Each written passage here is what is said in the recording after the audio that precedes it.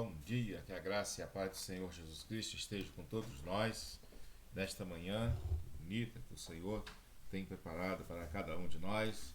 Nós estamos dando início à nossa EBD, a Escola Bíblica Dominical, realizada pela Igreja Batista em Três Irmãos. Que Deus esteja abençoando grandemente você, sua vida, sua família.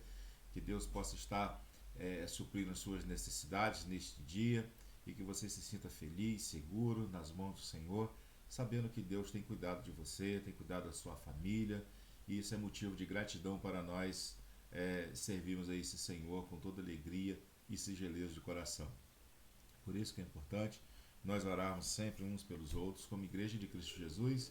Ainda não estamos fazendo a nossa EBD na igreja, mas em setembro, se Deus quiser, a partir do primeiro domingo de setembro, estaremos reunidos já com a Escola Bíblica Dominical na parte da manhã e à noite com o nosso culto realizado na igreja. Então, setembro, se Deus quiser, nós já vamos estar voltando, porque as pessoas já tomaram já a segunda dose da vacina e já está bem adiantado. Então, nós vamos dar início ao a nossa programação normal da igreja. Então, louvamos a Deus por isso. As coisas estão voltando aos poucos na sua normalidade e Deus tem nos ajudado, Deus tem nos sustentado. Então, nesta manhã, nós vamos estar estudando sobre a mordomia cristã e segundo a carta de Paulo aos Coríntios, se você quiser abrir sua Bíblia e acompanhar conosco a leitura.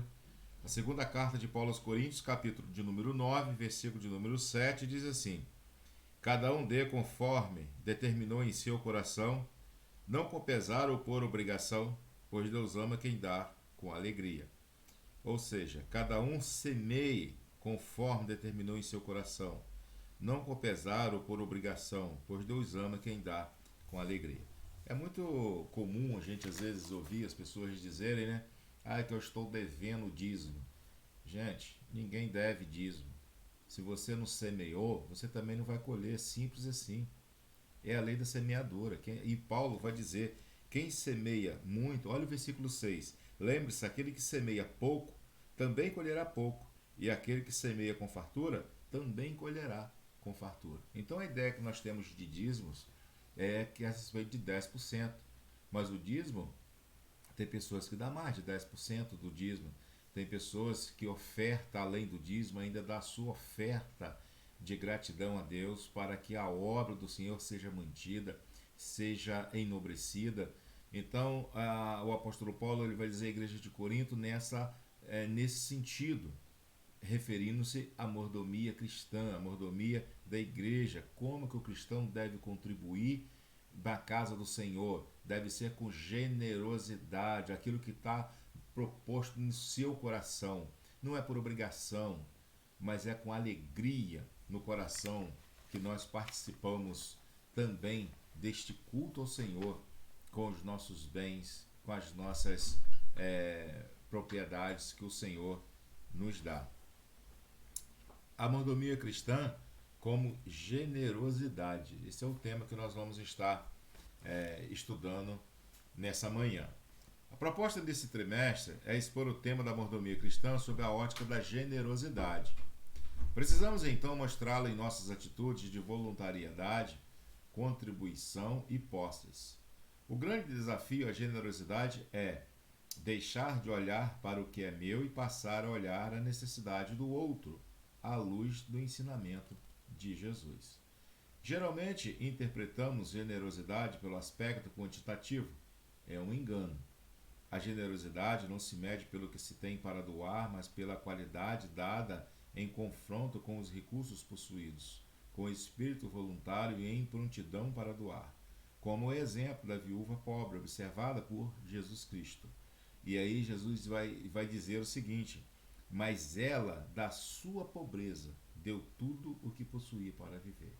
Era uma mulher pobre. E da sua pobreza, ela deu tudo o que ela tinha para sobreviver. Generosidade, entendimento daquilo que Deus tem para nós. Então a Bíblia Sagrada ensina que o generoso prosperará. Quem dá alívio aos outros, alívio receberá. Há, porém, uma condição à promessa Quem dá alívio, pressupondo que há os que escolhem não oferecer alívio, não fazer ao outro. Desse modo, a generosidade pavimenta o caminho da prosperidade.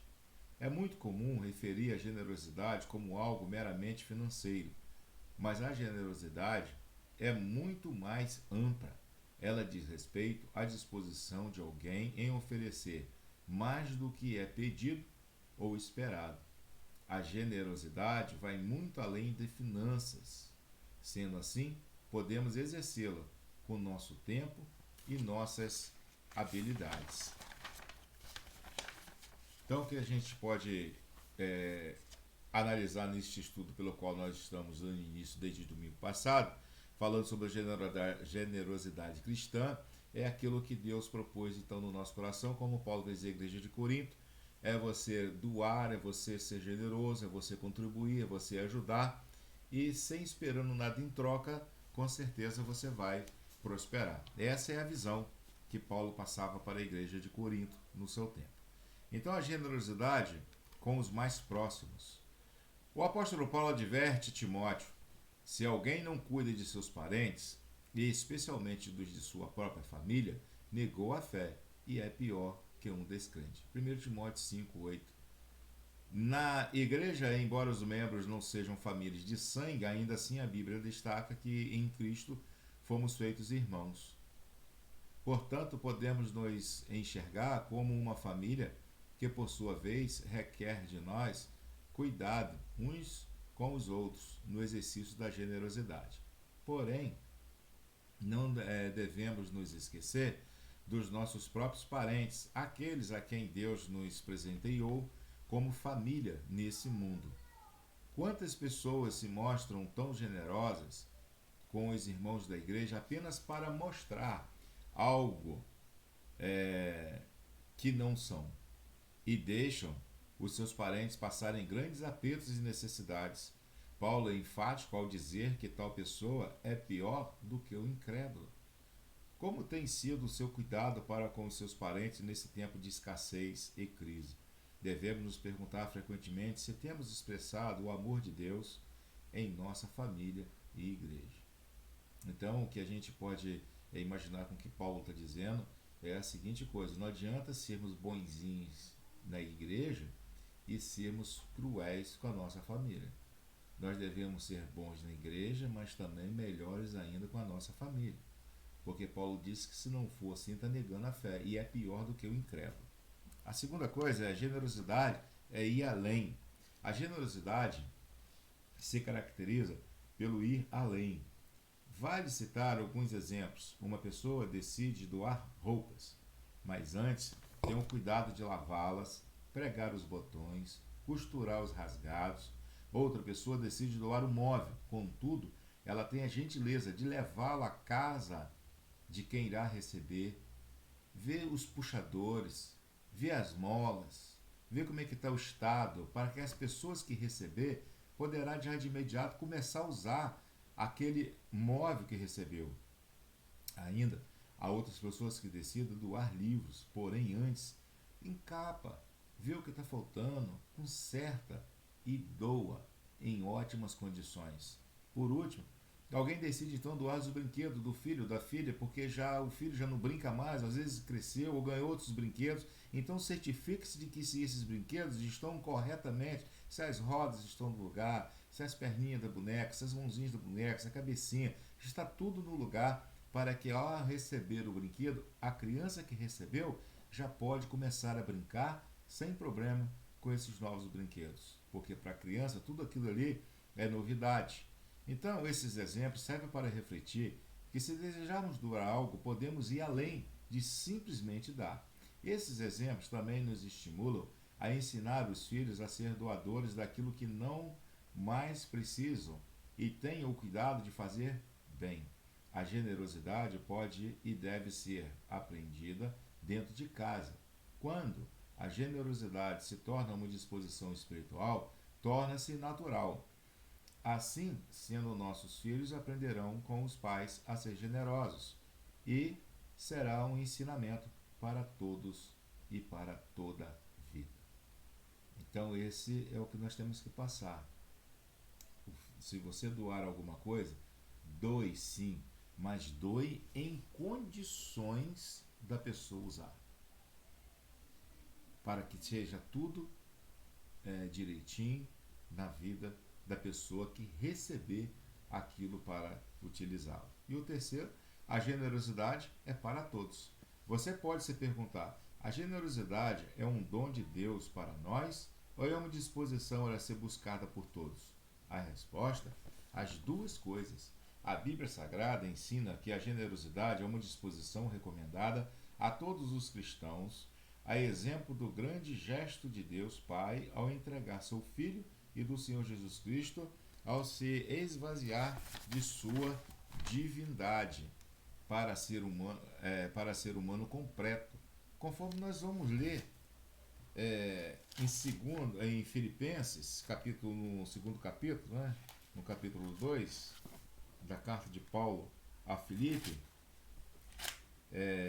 versículo de número 5 e 8, que diz assim: seja a atitude de vocês a mesma de Cristo Jesus, que, embora sendo Deus, não considerou ser o igual a Deus. Era algo a que deveria pegar-se, mas esvaziou-se a si mesmo, vindo a ser servo, tornando-se semelhante aos homens. E sendo encontrado em forma humana, humilhou-se a si mesmo, e foi obediente até a morte, morte de cruz. Por isso, Deus o exaltou. A mais alta posição lhe deu o nome que está acima de todo nome, para que o nome de Jesus se dobre todos os joelhos nos céus, na terra, debaixo da terra, e toda língua confesse que Jesus Cristo é o Senhor, para a glória de Deus Pai. Então, logo que nós podemos entender que a generosidade vem de Deus, é um dom de Deus para nós. O Senhor se fez homem, se humilhou para ser o nosso ajudador, para nos dar o exemplo da generosidade. Então, a maior felicidade em dar do que receber, conforme vemos em Atos 20 e 35. Jesus ensina que ser generoso é estar disponível, mesmo estando rodeado de obrigações. O Mestre nos deu o exemplo quando, generosamente, curou uma mulher doente em meio a uma multidão que o apertava, ou quando parou para dar atenção a Bartimeu, quando uma multidão requeria sua atenção. E como se esquecer de o seu célebre encontro com o publicano Zaqueu. Todos nós conhecemos a história de Zaqueu. Zaqueu subiu numa árvore com espinho para ver Jesus mais próximo dele. E Jesus o encontrou Zaqueu, foi na casa de Zaqueu e esta vida foi salva. Certamente há em nossas igrejas muitas pessoas que perderam o emprego ou ficaram sem um amigo ou um parente nesse tempo. Há, portanto, um campo significativo que exerce a generosidade. Sendo assim, quanto tempo nós temos investido no cuidado com os nossos irmãos? A Igreja de Cristo tem a honra e o privilégio com relação a demonstrar o seu amor e sua relevância nesse tempo. Não podemos perder esta oportunidade. E nesse tempo de pandemia, tem muitas pessoas que ainda estão reclusas, né? Isoladas ainda. E como é que essas pessoas estão se recebendo a atenção dos seus parentes, dos seus amigos? Ainda tem gente, muita gente ainda que está sofrendo nesse sentido. E para concluir, não permita que seu coração endureça, pratique o bem. 2. Não doe ou oferte pensando em benefício próprio, mas experimente ser liberto de tudo aquilo que o prende ao realizar boas ações. Tenha certeza de que você ganhará muito, será transformado, transformada de dentro para fora. Lembre-se o que Paulo escreveu aos irmãos da igreja de Corinto: Deus ama quem dá com alegria. Então, para nós pensarmos em agir, você consegue compreender a diferença entre generosidade e quantidade? Dar tudo versus dar muito? Ao seu redor, há alguém precisando de alguma coisa? Caso sim, vá e ajude. Quando você estiver então disposta a doar algo, vá além.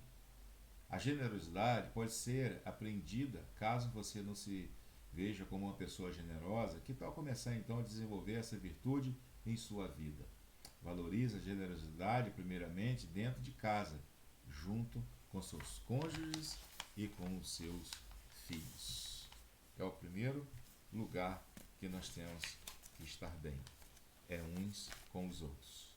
Gostaria de estar orando com os nossos irmãos nesta manhã. Se você tem algum pedido de oração, seja um intercessor, uma intercessora nesse momento, vamos estar falando com Deus. Oremos ao Senhor. Irmã Irani, vamos orar ao Deus pela vida desses que já se encontram conosco, como a irmã Irani, Joelma, que sempre pede oração pelas suas vidas e também das suas famílias. Oremos ao Senhor. Amado e querido Deus, louvamos e te exaltamos no nome de Jesus Cristo. Aqui nesta manhã tributamos toda a honra, todo louvor e toda a glória, porque o Senhor é Deus e só tem cuidado de nós, só nos deu uma noite abençoada, um dia, ó Deus, pelo qual nós estamos na Tua presença mais uma vez. Perdoa os nossos pecados, ó Deus, não permita que venhamos, ó Deus, a sair do Teu caminho, da Tua direção. Nós oramos, ó Deus, nesse momento pela vida, ó Deus, espiritual, pela saúde, ó Deus, da irmã Irani, da Joelma, da Eliane, da Eloá, da Adriana, do Romualdo, da Camila, do Raí, da Marcela e seus filhos. Oramos, Deus, pela vida da irmã Erenice, Domiciano, Laura Barbosa, da irmã Hilda, da irmã Marlene, do Camilo, da Isidora, do irmão Milton, Carolina, da Adiéria e família, da Fátima Rosa, da Neira, que o Senhor Pai esteja abençoando cada uma delas e por todas as famílias, Deus, da Tua igreja. Oramos também, Deus, pela vida do pastor Giliel, sua família, do Daniel, do Sebastião Areia, da Irene, Deus, e sua família, pela Gabriela Ovaim, pela Fátima Tami, família, pela Tatiane, Demilton, Deus, pelo Lucas, o bebê, por Theo, que o Senhor Pai esteja cuidando dele, bem como da vida também dos seus pais. Oramos pela vida da Zenilda, da Ivone, da Elisângela, da Gabriele, que o Senhor Pai esteja cuidando de cada uma delas para a honra e glória do Senhor, pelo qual nós oramos nesta manhã e te pedimos, Pai, que tudo que nós venhamos a fazer, que seja para a honra e glória do Teu nome. Agora, daqui a pouco, Pai, nós vamos estar realizando, Deus, a entrega dos almoços, que o Senhor Pai esteja abençoando cada um, Deus, que assim estão participando conosco, dos que estão, Deus, doando, ofertando, comprando, vendendo, que o Senhor Pai esteja aumentando, Deus, essa generosidade. Assim, nós oramos no nome de Jesus, hoje e sempre. Amém. Deus te abençoe, Deus te guarde. Logo mais estaremos na igreja celebrando um culto de ação de graça ao Senhor por tudo aquilo que o Senhor tem nos dado e por uma semana maravilhosa que se inicia. Fique na paz.